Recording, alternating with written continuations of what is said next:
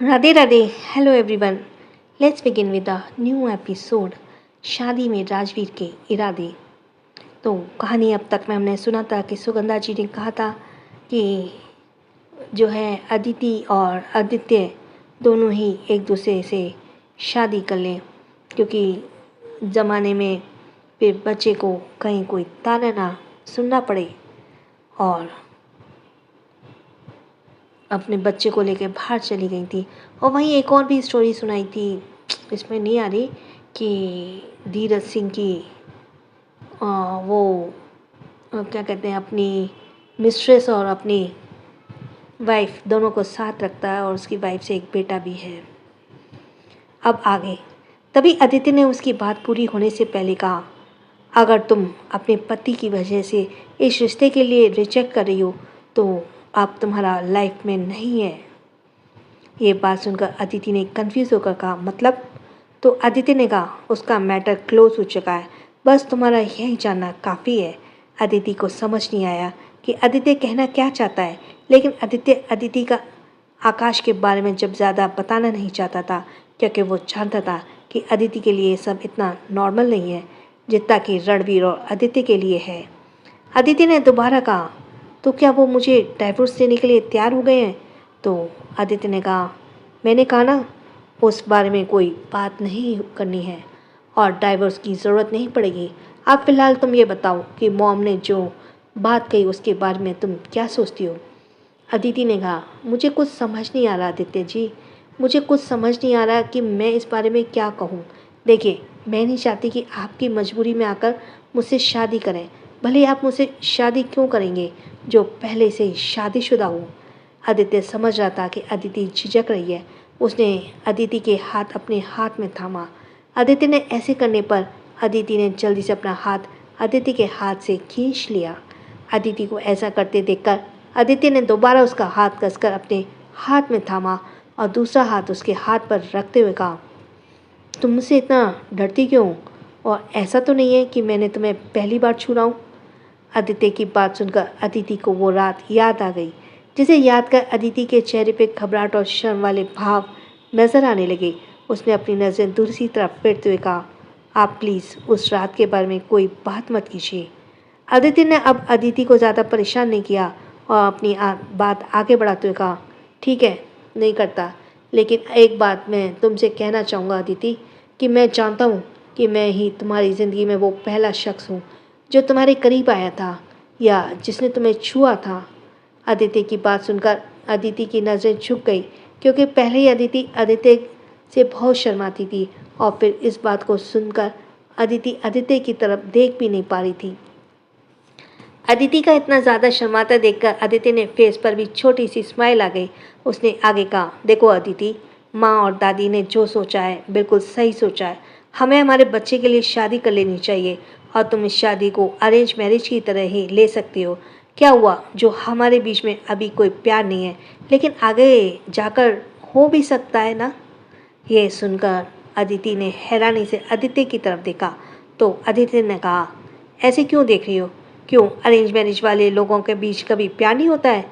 तो हमारे बीच में भी शायद हो जाए।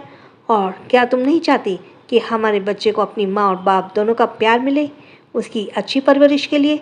तो ये ज़रूरी है ना? अदिति भला अब इस बारे में क्या कह सकती थी? उसने तो हमेशा ही खुद से पहले अपने बच्चे के बारे में ही सोचा था। इसलिए अदिति ने भी धीरे से अपना सिर हाँ में हिला दिया।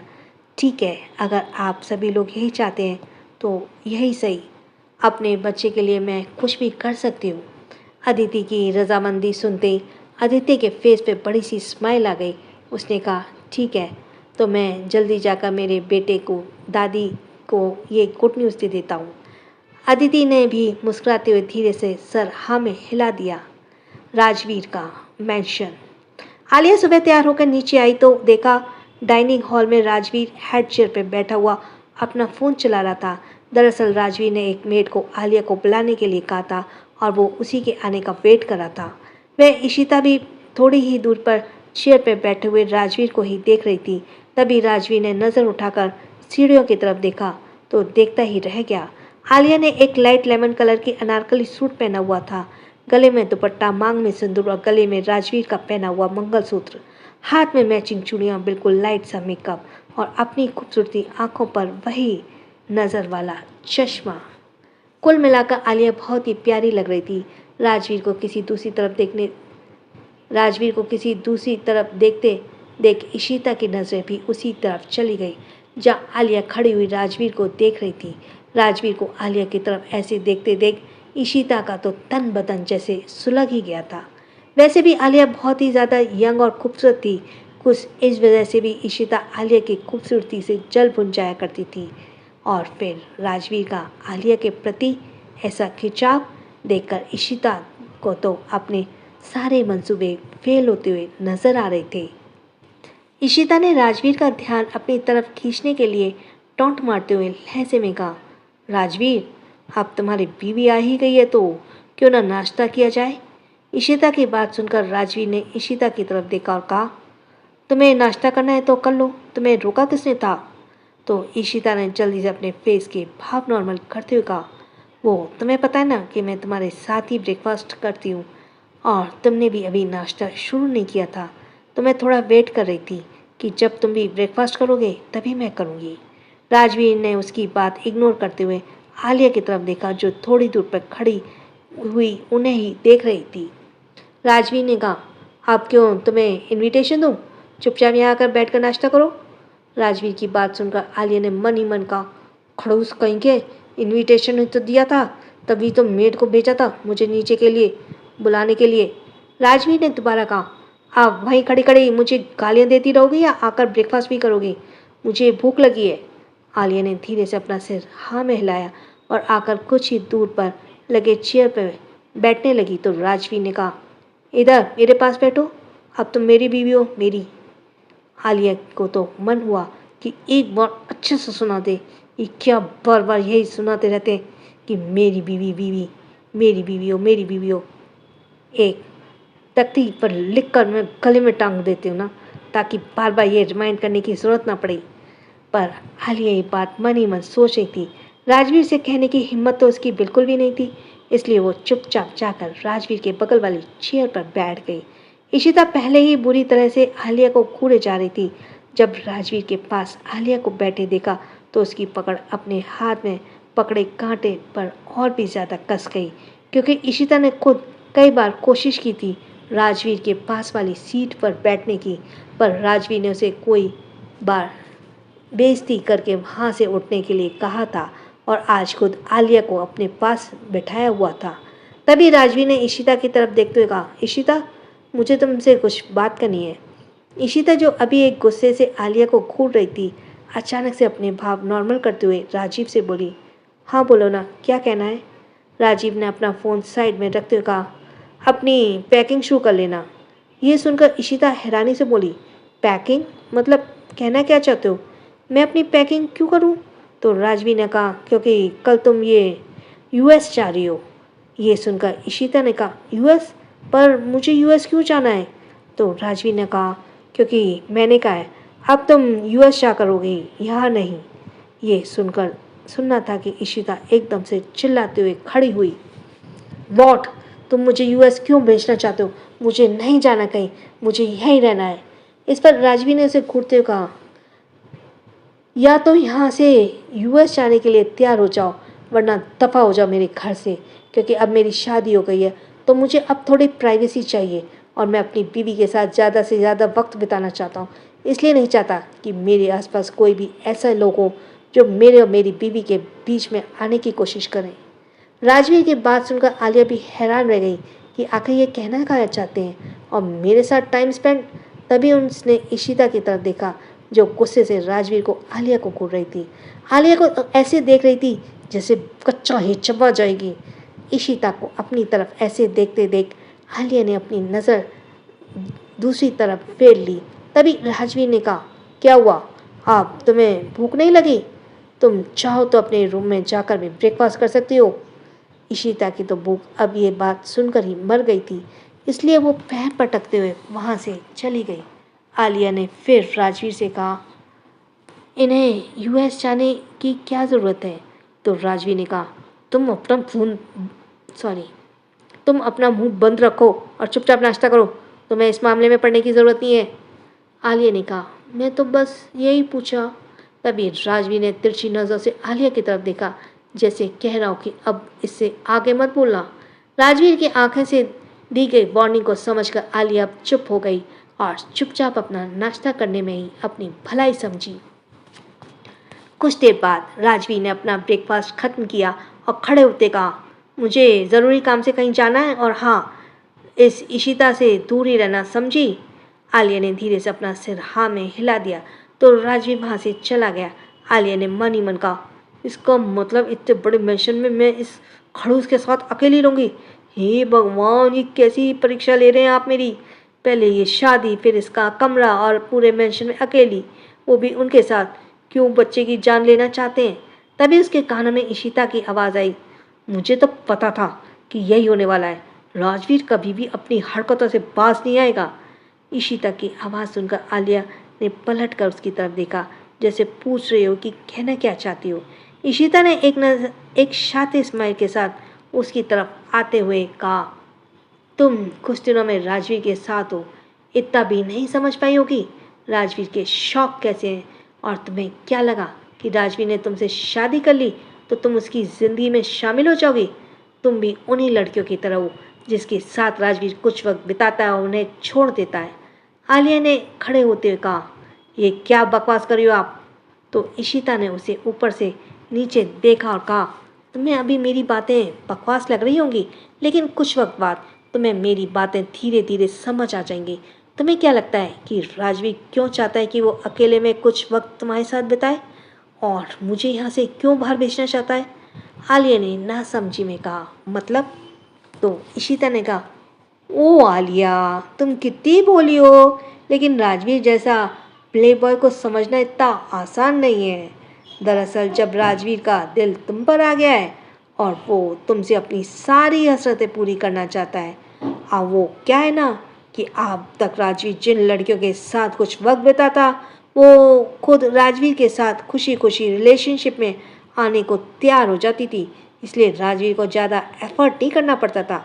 लेकिन तुम सबसे थोड़ी सी अलग थी, थोड़ी भोली, ना समझो, और तुमने राजवीर में शायद वो इंटरेस्ट कभी दिखाया ही नहीं जो और लड़कियां राजवीर में दिखाती हैं। तो सिंपल सी बात है ना, राजवीर को अपनी हसरत पूरी करने के लिए कुछ ना कुछ तो बहाना चाहिए था, इसलिए उसने तुमसे उसे दिन फोर्सफुली शादी कर ली। इशिता की बात कहीं ना कहीं आलिया को सही लग रही थी, क्योंकि राजवीर ने उसे शादी करने का सही रीज़न बता ही नहीं रहा था, और जितना वो राजवीर को जान पाई थी, राजवीर वाकई में एक वुमेनाइजर था। ये बात आलिया से छुपी नहीं थी। अब तो ये बात जानकर उसे रोना भी आ रहा था। इशिता ने कहा, मेरी बात मानो तो जितना हो सके राजवीर से दूर होने की कोशिश करो, क्योंकि पहले तो तुम्हें अपनी चिकनी चुपड़ी बातों में फंसाएगा और फिर तुम्हें इस्तेमाल करेगा, और जब उसका दिल भर जाएगा तो तुम्हें इस मेंशन से और अपनी ज़िंदगी से निकाल बाहर फेंकेगा। ये उसकी आदत है। हालांकि आलिया इशिता को भी जानती थी कि वो बहुत ही ज़्यादा शातिर है, लेकिन कहीं ना कहीं उसे इशिता की बातों पर थोड़ा बहुत ट्रस्ट भी हो रहा था। लेकिन ये बात अगर कोई और बोलता तो शायद उसकी बात पर जल्दी से भरोसा भी कर लेती, लेकिन ये बात इशिता बोल रही थी, इसलिए आलिया ने थोड़ा डाउटफुली कहा, तो ये बात तुम मुझे क्यों बता रही हो? मुझे नहीं लगता कि तुम कभी भी मेरा भला चाहोगी, क्योंकि उस दिन भी तो तुमने मेरी जान लेने की कोशिश की थी ना। इशिता ने मन ही मन कहा, जितना मैं इसे बेवकूफ़ समझती थी उतनी ये बेवकूफ़ नहीं है, पर मैं भी इशिता हूँ, अच्छे से जानती हूँ कि मैं इसे कैसे मैनिपुलेट कर सकती हूँ। उसने फिर थोड़ा गुस्सा होते कहा, मैं तुम्हें ये बात इसलिए बता रही हूँ क्योंकि राजवीर ने मेरे साथ भी यही किया है। आलिया ने हैरानी से कहा, तुम्हारे साथ? तो इशिता ने दुखी होने की एक्टिंग करते हुए कहा, हाँ आलिया, मेरे साथ भी। तुम्हें पता है, कुछ सालों पहले मैं भी तुम्हारी तरह एक भोली भाली नासमझी लड़की थी। मुझे दुनियादारी की कोई समझ नहीं थी। मैं राजवीर के साथ उसके कॉलेज में पढ़ती थी। मैं कॉलेज की सबसे खूबसूरत लड़की थी और राजवीर की नज़रों में आ गई। बस यही मेरी सबसे बड़ी गलती थी। राजवीर ने कई बार मुझे प्रपोज़ किया, पर मैं राजवीर का प्रपोज़ल एक्सेप्ट नहीं किया, क्योंकि कॉलेज में मैंने सुना हुआ था कि राजवीर एक प्ले बॉय है और उसके लिए लड़कियां एक टिश्यू पेपर की तरह होती हैं, यूज़ एंड थ्रो। इसलिए मैं राजवीर से जितना हो सकता था उतना दूर रहने की कोशिश करती थी। इशिता की बात सुनकर आलिया हैरान रह गई। वहीं आलिया पर अपनी बातों का असर होता देख इशिता ने अपनी बात आगे बढ़ाते हुए कहा, तो मुझे राजवीर ने भरोसा दिलाया था कि वो मुझसे प्यार करने लगा है और मेरे लिए अब वो खुद को भी बदलने को तैयार हो जाएगा। और उसने ऐसा किया भी। वो किसी भी लड़की से बात नहीं करता था, वो सिर्फ मुझ पर ही ध्यान देता था। राजवीर के बदले व्यवहार को देखकर मुझे भी यही लगा कि राजवीर मेरे लिए खुद को बदल रहा है। इसका मतलब मुझे बच्चा सच्चा प्यार करता है। मैं भी उसकी बातों में आ गई और इसी प्यार भरे लम्हों में एक दिन मैंने खुद को पूरी तरह से राजवीर को सौंप दिया। उसके बाद तो ये सिलसिला लगातार चलता रहा। राजवीर जब मर्जी आए मुझे यूज़ करता था। कई बार मेरे सामने राजवीर ने किसी और लड़की से रिलेशन की बातें भी आती थी, लेकिन मैं प्यार में इतनी अंधी हो चुकी थी कि मैंने हर उस बात को इग्नोर कर दिया। मैं सोचती थी कि मैं अपने प्यार से राजवीर जैसे इंसान को बदल सकती हूँ, पर वो आज तक नहीं हुआ। मैं राजवीर से प्यार करती हूँ, इसलिए मैं राजवीर को कभी छोड़ नहीं पाई और उसके साथ इस मैंशन में रहने लगी। लेकिन राजवीर की हरकतें कभी ख़त्म नहीं हुई, बल्कि और भी ज़्यादा बढ़ गईं।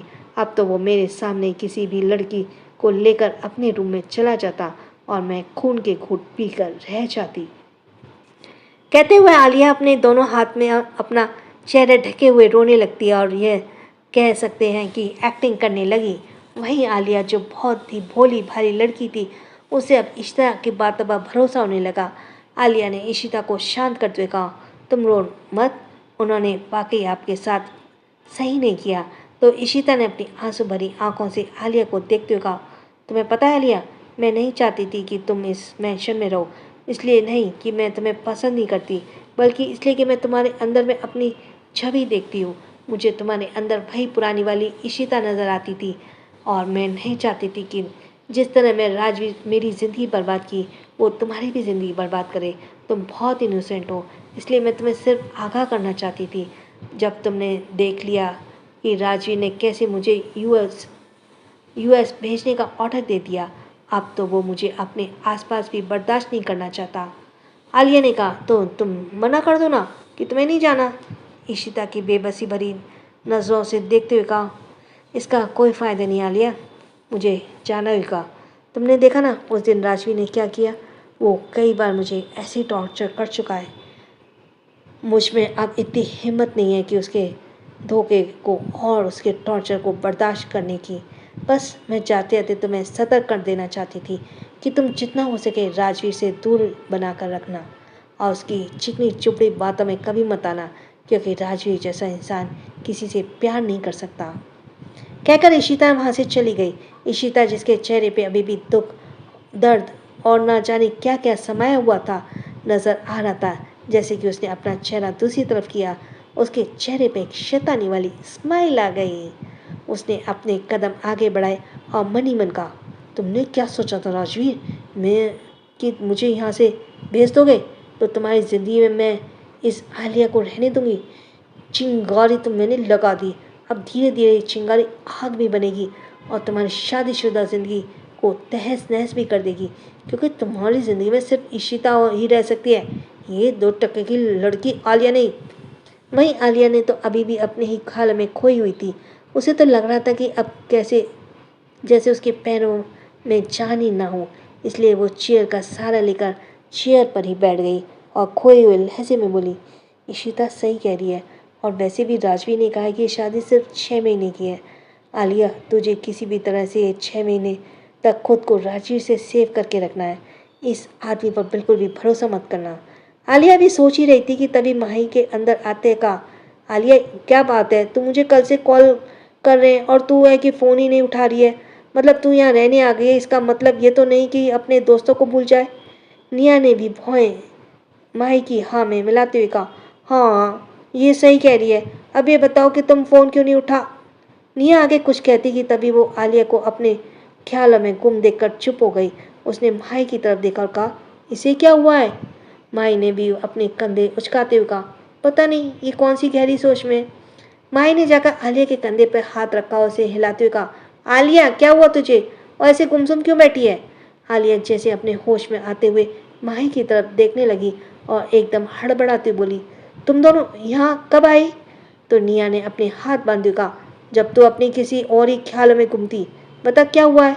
आलिया ने खड़े होते कहा, वो कुछ नहीं, पर तुम लोगों ने मुझे बताया क्यों नहीं कि तुम यहाँ आने वाले हो? तो माही ने आलिया के सिर पर टैप करते हुए कहा, हम कल से तुझे फ़ोन पे फ़ोन किए जा रहे, पर तू है कि कॉल उठा ही नहीं रही है। आलिया को याद आया कि उसका फ़ोन तो उसके पास था ही नहीं। उसने कहा, मेरा फ़ोन गुम हो गया है, इसी वजह से। माही ने कहा, गुम हो गया है? तू भी ना आलिया, पता नहीं क्या क्या करती रहती है। अच्छा जल्दी से तैयार हो जा, हमें लोग बाहर जा रहे हैं। तो आलिया ने कहा, कहाँ? तो माही ने कहा, भूल गई, हम हमेशा महीने की इस डेट को बाहर मौज मस्ती करने जाते हैं। तो आलिया ने मुंह बनाते कहा, तुम लोग जाओ, मेरा बिल्कुल मन नहीं है। तो माही ने पूछा, क्यों क्यों मन नहीं है? तो निया ने कहा, हाँ आलिया, हम लोग कितना तो एंजॉय करते हैं, वैसे भी अखिल भी यहाँ नहीं है, तो कुछ वक्त के लिए कहीं बाहर गया हुआ है। तो आलिया ने कहा, माही निया, मेरी सच में तबीयत ठीक नहीं है। माही और निया दोनों अपनी ही धुन में बोले जा रही थी। उनका ध्यान अभी तक आलिया की मांग में भरे हुए सिंदूर और गले में पहने मंगलसूत्र पर नहीं गया। लेकिन तभी माही ने ये नोटिस किया और निया से कहा, एक मिनट चुप रहो आलिया, ये सब क्या है? माही ने आलिया के ऊपर से नीचे तक देखते हुए पूछा। तो आलिया ने अजीब से एक्सप्रेशन के साथ पूछा, क्या? तो माही ने कहा, ये सिंदूर मंगलसूत्र, ये कैसा गेटअप धारण किया हुआ तूने? तो निया ने भी अब गौर से आलिया के ऊपर से नीचे तक देखा और फिर चौंकते हुए कहा, हाँ ये मंगलसूत्र सिंदूर, आखिर ये सब क्या है आलिया? आलिया ने उदास होते कहा, चलो बैठकर बात करते हैं। कहकर आलिया हॉल में एक सोफे पे बैठ गई। निया और माही भी उसके अगल बगल बैठ गई। माही ने कहा, अब बता ये सब क्या है? तो आलिया ने उदास होते माही और निया को सारी सच्चाई बता दी, जिसे सुनकर माही और निया तो जैसे सदमे में ही चले गए कि उनकी दोस्त की शादी हो गई, और वो भी राजवीर के साथ, और ऐसे अचानक और फोर्सफुली। माही ने गुस्से में खड़े होते कहा, उनकी हिम्मत कैसे हुई ऐसे करने की, और तुमसे ज़बरदस्ती शादी कैसे कर सकते हैं? तो आलिया ने रुधे हुए गले से कहा, मुझे भी नहीं पता, पर मैं कुछ भी नहीं कर पाई माही। और पता है उन्होंने मेरा फ़ोन भी ले लिया है, ताकि मैं किसी को भी अपनी मदद के लिए ना बुला सकूं। निया ने कहा, आलिया तुम चलो, तुम हमारे साथ, हमारे घर चलो। राजवीर भाई ने ये ठीक नहीं किया, वो ऐसे कैसे तुमसे शादी कर सकते हैं? आलिया ने कहा, नहीं, मैं ऐसे घर नहीं जा सकती। तुम्हें पता है उसका गुस्सा बहुत ज़्यादा तेज है। तुम्हें पता है इस इशिता के साथ उन्होंने क्या किया था? तो भाई ने कहा, उस चुड़ैल के साथ क्या किया? तो आलिया ने धीरे धीरे कर उन्हें सब कुछ बता दिया, जिसे सुनकर माही ने खुश होते कहा, अरे ये तो बिल्कुल ठीक है ना, उस चुड़ैल के साथ तो वैसे ही होना चाहिए था। ये आलिया मेरे दिमाग में क्यों नहीं आया? तभी आलिया ने खड़े होते कहा, माही मान, किसी पर गुस्सा आता है, पर किसी को ऐसे हर्ट करना भी तो सही नहीं ना। तो निया ने कहा, आलिया तू बहुत बोली है यार, ये दुनिया इतनी भी सीधी नहीं होती है। यहाँ तो यही हिसाब चलता है, टिट फॉर टैट, जो जैसा करे उसके साथ वैसे ही बिहेव करो, तभी उसकी अकल ठिकाने आती है। माही ने कहा, आलिया मैं दादी से इस बारे में बात करूँगी और उन्हें कहूँगी कि राजवीर जी को बहुत ज़्यादा डांटे। तो आलिया ने कहा, प्लीज़ माही और निया, तुम इस बारे में अभी किसी से कुछ मत कहना, पहले ही मैं बहुत परेशान हूँ। तो निया ने कहा, पर किसी को बताना तो होगा ना आलिया, देखो तुम अकेली नहीं हो, हम हैं ना तुम्हारे साथ। तो आलिया ने कहा, मेरा मूड इस समय बहुत ख़राब है, प्लीज़ अभी तुम इस बारे में कोशिश मत करो, वक्त आने पर राजवीर खुद ही सबको बता देंगे। माही ने भी गहरी सांस लेते हुए कहा, ठीक है, जब तक तुम चाहती हो हम किसी को कुछ नहीं कहेंगे, लेकिन ये बात कभी छुपती नहीं है, कभी ना कभी सबके सामने आएगी ना। फिर निया ने कहा, ठीक है आलिया, तुम्हारा मूड ख़राब है ना, तो चलो हमारे साथ, हम तुम्हारा मूड अच्छा कर देंगे। आलिया ने कहा, मैं कहा ना मेरी तबीयत। तभी माही ने कहा, तेरी तबीयत की ऐसी की तैसी, मैंने कह दिया ना तुम मेरे साथ चल रही हो तो मतलब चल रही हो, चलो अब जल्दी से अपना वही वाला गेटअप बनाते हैं।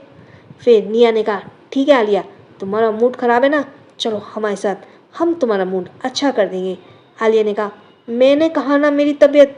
तभी माही ने कहा, तेरी तबीयत की ऐसी की तैसी, मैंने ये रिपीट हो रहा है यहाँ पे। आलिया ने थोड़ा शांत होते हुए कहा, प्लीज़ माही मेरी बात समझो यार, हम फिर कभी प्लान बनाते हैं ना, कभी वाकई में मेरा बिल्कुल भी मूड नहीं है। माही और निया दोनों समझ गई कि आलिया वाकई में बहुत ज़्यादा सैड है और वह समझ भी नहीं रही थी।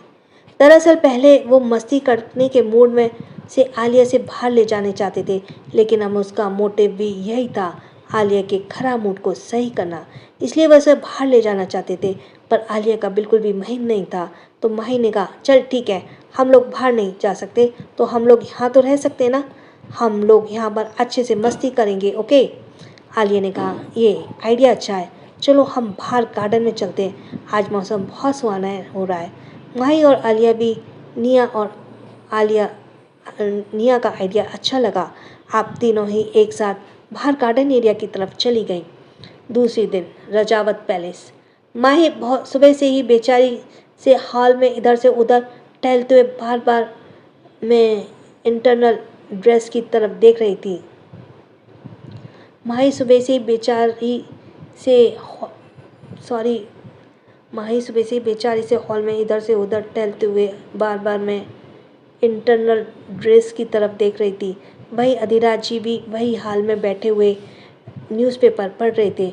उन्होंने माही की तरफ देखते हुए कहा, माही बेटा, अभी उनके आने में वक्त है, बैठ जाओ। माही ने अधिराज जी की तरफ, यहाँ पहली लाइन में कुछ गड़बड़ है, तो माही जो है सुबह से बेचार हॉल में इधर से उधर टहलते हुए बार बार उसकी तरफ मेन गेट की तरफ देख रही थी। वहीं अधिराज जी वहीं हॉल में बैठे हुए न्यूज़पेपर पढ़ रहे थे। उन्होंने माही की तरफ देखते हुए कहा, माही बेटा, अभी उनके आने में वक्त है, बैठ जाओ। माही ने अधिराज जी की तरफ देखते हुए कहा, दादू, उन्होंने कहा था कि सुबह 9 बजे आ जाएंगे, अब तो 9:30 बज गए, अभी तक क्यों नहीं आए। तो अधिराज जी ने न्यूज़पेपर बंद करके सामने टेबल पर रखते हुए कहा, बेटा, ट्रैफिक होगा, इस वजह से लेट हो गए होंगे। तभी दादी ने वहाँ आते हुए कहा, माही चलो मेरे साथ, तुम आरती की थाल तैयार करवाओ, उनका स्वागत भी तो करना है ना। माही ने एक बार फिर से ड्रेस की तरफ देखा और फिर दादी से कहा, ठीक है दादी, अब तक आरती की थाल तैयार होगी, तब तक शायद वह लोग भी आ जाए। माही दादी के साथ मंदिर की तरफ चली गई। माही नीचे फर्श पर ही बैठ हुए आरती की थाल तैयार कर रही थी। वहीं दादी भी उसके पास बैठे हुए उसे बताती जा रही थी कि क्या क्या करना है। तभी एक मेड भागते हुए आई और बोली, मालकिन, वह लोग आ गए। माई ने जैसे ही सुना कि वह जल्दी से खड़ी हुई और बोली, दादी, मैं जा रही हूँ। दादी ने कहा, अरे रुक तो सही, आरती की थाली तो ले चल। माही जो मंदिर से जाने के लिए तैयार थे, उसने अपने सिर पर हाथ रखा, अरे हाँ, मैं तो भूल ही गई, उसका स्वागत भी तो करना है ना। माही ने आरती की थाली उठा ली और मंदिर से बाहर आ गई। दादी ने अपने सिर पर हाथ रखते हुए कहा, इस लड़की का कुछ नहीं हो सकता, कितनी जल्दबाजी में रहती है। दादी भी अब धीरे धीरे मंदिर से बाहर आ गई। माही जल्दी से मेन एंट्रेंस की तरफ जाने लगी और साथ ही साथ वो आरती की थाल में यह भी चेक कर रही थी कि कहीं कुछ रह तो नहीं गया। तभी उसे ऐसा लगा उसके सामने कोई और आकर खड़ा हो गया है, जिसने उसका रास्ता रोक दिया है। माही ने सर उठाकर देखा तो सामने रणवीर खड़ा हुआ था। रणवीर को सामने देख माही ने दूसरी तरफ से जाने की कोशिश की तो रणवीर ने वहाँ से उसका रास्ता रोक दिया। माही ने रणवीर को गुस्से से देखा और फिर उसके दूसरी तरफ से जाने की दोबारा कोशिश पर रणवीर ने वहाँ से भी उसका रास्ता रोक दिया। अब माही को कसकर अपनी आंखें बंद की, जैसे उसे गुस्से को कंट्रोल करने की कोशिश कर रही हो। फिर आंखें खोलते हुए रणवीर से कहा, बार बार क्यों मेरा रास्ता रोक रहे हो, आगे से हटो, जाने दो मुझे। रणवीर माही से कुछ कहने वाला था, तभी दादी पीछे पीछे आ रही थी। उन्हें रणवीर के डांटते हुए कहा, रणवीर क्यों परेशान कर रहा है मेरी बच्ची को, जाने दो उसे। दादी का जवाब सुनकर रणवीर की नज़र दादी पर गई। उसने धीरे से माही से कहा, तुम्हें तो बाद में देखता हूँ। रणवीर वहाँ से आगे बढ़ गया। रणवीर के जाने से माही ने एक चैन की सांस ली और फिर मेन एंट्रेंस की तरफ बढ़ गई। माही ही जानती थी कि रणवीर ऐसी बातें क्यों कर रहा है, क्योंकि रणवीर को पता चल गया था कि उसकी मना करने के बावजूद भी माही राजवीर के घर गई थी। इसलिए माही कल रात से रणवीर से बचती फिर रही थी। कल रात को भी माही अपने रूम में ना सोकर निया के रूम में सोई थी, जिस वजह से रणवीर को माही से बात करने का मौका ही नहीं मिला। और अब सुबह भी माही जल्दी तैयार होकर नीचे दादी के रूम में आ गई थी। आदित्य की गाड़ी मेन एंट्रेंस के सामने आकर रुकी। आदित्य अपनी गाड़ी से बाहर आया और उसने पिछली साइड का डोर ओपन किया। अदिति पीछे ही सुगंधा के साथ बैठी हुई थी। सुगंधा ने अपनी गोद में बच्चा ले लिया था। पहले सुगंधा गाड़ी से बाहर आई और फिर आदित्य ने अपना हाथ अदिति की तरफ बढ़ाया। अदिति ने पहले आदित्य के भरे हुए हाथ को देखा और फिर आदित्य की तरफ। आदित्य ने इशारे से उसे अपना हाथ देने के लिए कहा तो अदिति ने जागते हुए अपना हाथ आदित्य के हाथ में दिया और उसका सहारा लेकर धीरे से गाड़ी से बाहर आई। आदिति ने को अभी भी काफ़ी वीकनेस थी, इसलिए आदित्य उसे सहारा देते हुए मेन एंट्रेंस की तरफ बढ़ गया। उसके पीछे पीछे ही सुगंधा भी बच्चे को लेकर सीढ़ियाँ चढ़ने लगी। वह लोग मेन एंट्रेंस पर आ गए थे। दादी जो माही और निया के साथ वहीं खड़ी उनका इंतज़ार कर रही थी, उन्होंने सुगंधा से कहा, सुगंधा, बच्चों को अदिति की गोद में दे दो। पहले उसकी आरती करेंगे, उसके बाद ही अंदर आने देंगे। सुगंधा ने मुस्कुराते कहा, ठीक है माँ। फिर सुगंधा ने संभाल कर बच्चे को अदिति की गोद में दे दिया और खुद मेन एंट्रेंस के अंदर चली गई। दादी ने कहा, आरती के थाल लो और अदिति और बच्चे की आरती उतार कर उसका स्वागत करो। सुगंधा ने आरती की थाल अपने हाथ में ले ली और अदिति के साथ साथ बच्चे के भी आरती उतारने लगी। वही निया जो माही के साथ खड़ी हुई थी, उसने धीरे से माही से कहा, माही देख रही हो जो मैं देख रही हूँ? तो माही ने कहा, हाँ मैं भी वही देख रही हूँ जो तुम देख रही हो। आदित्य भाई के साथ अदिति की जोड़ी कितनी अच्छी लग रही है ना, और साथ में उनका क्यूट सा बेबी, बिल्कुल एक हैप्पी फैमिली की तरह लग रहे हैं। दरअसल आदित्य ने अभी भी अदिति का सहारा देने के लिए उसे पकड़ा हुआ था। आरती होने के बाद दादी ने कहा, चलो अब तुम अंदर आ जाओ। फिर बच्चे की बधाई लेते हुए कहा, अपने घर में तुम्हारा बहुत बहुत स्वागत है मेरे नन्हे नटखट बाल गोपाल। सुगंधा ने आदित्य से कहा, आदित्य अदिति को अपने रूम में ले जाओ, वह काफ़ी थक गई होगी, इस वक्त उसे आराम की ज़रूरत है। माही जोड़ बड़ी एक्साइटमेंट में बच्चे को देख रही थी। उसने कहा, अदिति तुम बच्चे को मुझे दे दो, मैं बहुत देर से इसका वेट कर रही थी। दादी ने कहा, अरे बेटा बच्चे को भी थोड़ा आराम करना है। तो दादी की बात सुनकर माही ने मुंह बनाते हुए कहा, प्लीज़ ना दादी, मैं कौन सा बच्चे को मजदूरी करवाने वाली हूँ। तो सुगंधा ने कहा, कोई बात नहीं माँ जी, वैसे भी माही ने सुबह से मुझे फ़ोन करके परेशान कर दिया था कि हम लोग घर कब आएंगे। माही ने एक्साइटमेंट के साथ बच्चों को अपनी गोद में ले लिया। अदिति ने माही से कहा, माही संभाल कर, वह अभी बहुत छोटा है। माही ने कहा, चिंता मत करो भाई, मैं बेबी को कुछ नहीं होने दूंगी। तभी निया ने कहा, अच्छा अब मुझे भी इसे गोद में दे दो। माही ने कहा, नहीं नहीं, पहले मैं इसे खिलाऊंगी। ऐसे कहकर माही वहाँ से आगे बढ़ गई। निया और माही में अब यही बहस होने लगी। आदित्य ने अपना सिर हिलाते हुए कहा, हो गई दोनों शुरू, क्योंकि निया और माही तो ऐसे लड़ रही थी जैसे दो बच्चे किसी खिलौने के लिए लड़ रहे हों। आदित्य आदि को लेकर उसके रूम की तरफ चला गया। आदित्य ने संभल कर आदिति को बेड पर बैठाते हुए कहा, अब तुम आराम करो। ठीक है, आदिति ने धीरे से कहा, अपना सिर लाया और बेड से टेक लगाकर बैठ गई। आदित्य जाने वाला था कि तभी कुछ सोचकर वह रुक गया। उसने आदिति की तरफ देखते हुए कहा, तुम्हें कुछ भी चाहिए हो तो ज़रूर बता देना। आदिति ने धीरे से अपना सिर हाँ में हिलाया और कुछ सोचते हुए कहा, आदित्य जी मैं आपसे कुछ पूछ सकती हूँ? आदित्य ने कहा, पूछो क्या पूछना है। तो आदिति ने कुछ देर चुप रहे और बाद में कहा, वह आकाश के बारे में। आदिति आगे कुछ बोलती, आदित्य ने उसे टोकते हुए कहा, मैंने कहा ना तुम्हें जितना जानना है कि तुम्हें ज़रूरत नहीं, और जितना जानना था वो मैंने तुम्हें बता दिया। बस समझ लो अब आकाश नाम का घटिया आदमी तुम्हारी लाइफ में नहीं है और अब उसके बारे में मत सोचना।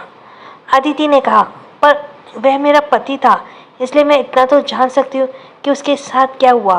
फिर आदित्य जी देखिए, आप यह मत सोचिए कि मुझे आपकी फिक्र है, उसकी फिक्र है या कुछ और, लेकिन फिर भी मुझे यह तो पता होना चाहिए ना कि जिसके साथ मैं शादी के बंधन में बंधी हूँ उसके साथ क्या हुआ।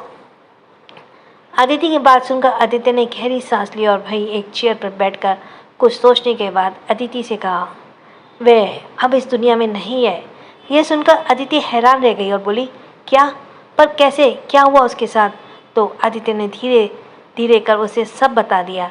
आदिति यह सब सुनकर एकदम फ्रीज हो गई कि आकाश इस दुनिया में नहीं है और उसे रणवीर ने मार डाला है, लेकिन उसे इस बात पर भी गुस्सा आया कि उसने उसके बच्चे को मारने की कोशिश की, वह सोचकर उसकी आंखों में नफरत की भावना आ गई। उसने नफरत से कहा, आपके साथ जो हुआ बिल्कुल सही हुआ, वह उसी के लायक था। अगर रणवीर जी उसे नहीं मारते तो मैं कर देती। उसकी हिम्मत कैसे हुई मेरे बच्चे को मारने की, नुकसान पहुंचाने की। आदित्य ने कहा, रिलैक्स करो। अब तुम उस अपने अतीत के बारे में कुछ नहीं सोचोगी। अब तुम सिर्फ हमारे बच्चे के फ्यूचर के बारे में सोचना है, समझी? अदिति ने नम आंखों से आदित्य की तरफ देखते हुए कहा, थैंक्स आदित्य जी, आपने और आपके परिवार ने मेरा बहुत अच्छे से ख्याल रखा है, वरना तो मैं तो जिंदगी में उम्मीद ही हार चुकी थी। आदित्य ने कहा, अदिति, कुछ चीज़ किस्मत पे होती है, इसलिए किस्मत में हम दोनों का मिलना लिखा था, इसलिए तो तुम आज यहाँ हो और हम सबके साथ। फिर कुछ टाइम चुप रहने के बाद आदित्य ने अदिति के हाथ अपने हाथ में लिया और अपना दूसरा हाथ उसके माथे पर रखते हुए कहा, जानता हूँ अदिति, इस बच्चे के लिए तुम्हें बहुत स्ट्रगल किया है। तुम चाहती तो एबॉर्शन भी करवा सकती थी, लेकिन तुमने ऐसा नहीं किया। पर क्यों, यह मुझे समझ नहीं आया। अदिति ने एक फीकी स्माइल के साथ कहा, अदिति जी, मेरे लिए ऐसा सोचना आसान नहीं था, क्योंकि जब मुझे पता चला कि मैं माँ बनने वाली हूँ, तब मुझे लगा जैसे मेरी पूरी दुनिया ही एकदम से बदल गई हो। और उसी दिन ये बात मेरे पति और मेरी सास को पता चली, जिस वजह से उन्होंने मुझे घर से बाहर निकाल दिया, जिससे मेरा दिल टूटकर बिखर गया। जिस दिन शादी के लिए मैंने अपना इतना बड़ा सेक्रीफाइस किया, वही मुझे बदचलन और ना जाने क्या क्या बोलकर अपमानित कर रहा था। और वही मेरी सास, जो अच्छे से जानती थी कि मैं वह पैसे कहाँ से लाई हूँ, लेकिन उन्होंने भी मेरा साथ नहीं दिया। और उस वक्त मैंने खुद को इस पूरी दुनिया में अकेला पाया था। और सच कहूँ तो कुछ पल के लिए ही सही, मुझे अपने पेट में पलने वाले बच्चे से नफरत हो गई थी कि अगर यह मेरी नहीं होता तो शायद मुझ पर दुखों का पहाड़ नहीं टूटता। कहते हुए अदिति ने आंखों से आंसू बहने लगे। अदिति के चेहरे के भाव भी कुछ पल के लिए बदले, पर वह अदिति की बात को भी समझ रहा था, क्योंकि उसकी जगह और कोई होता तो शायद ऐसे ही सोचता। अदिति ने आदित्य से कहा, जब मेरी शादी आकाश से हुई थी तो मैं बहुत सोचती थी कि मेरे पास भी एक मेरा परिवार होगा, वरना मुझ अनाथ को तो पता ही नहीं था कि परिवार क्या होता है।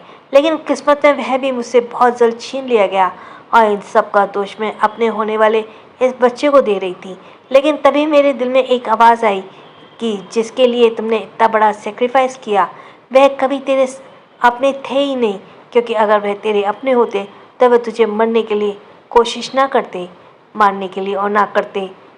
तब मुझे ऐसा फील हुआ जैसे मेरे पेट में पलने वाला बच्चा मुझे बात कर रहा हो और कह रहा हो कि माँ, मैं तो आप ही का हूँ और आप ही का खून, आपका अंश। क्या आप मुझसे नफ़रत करेंगी? मुझसे नफ़रत मत करो माँ, प्लीज़। कहते हुए अदिति भी फूट फूट कर रोने लगी। और इसके साथ ही थैंक्स फॉर लिसनिंग। छोटों को प्यार, बड़ों को सम्मान। राधे राधे।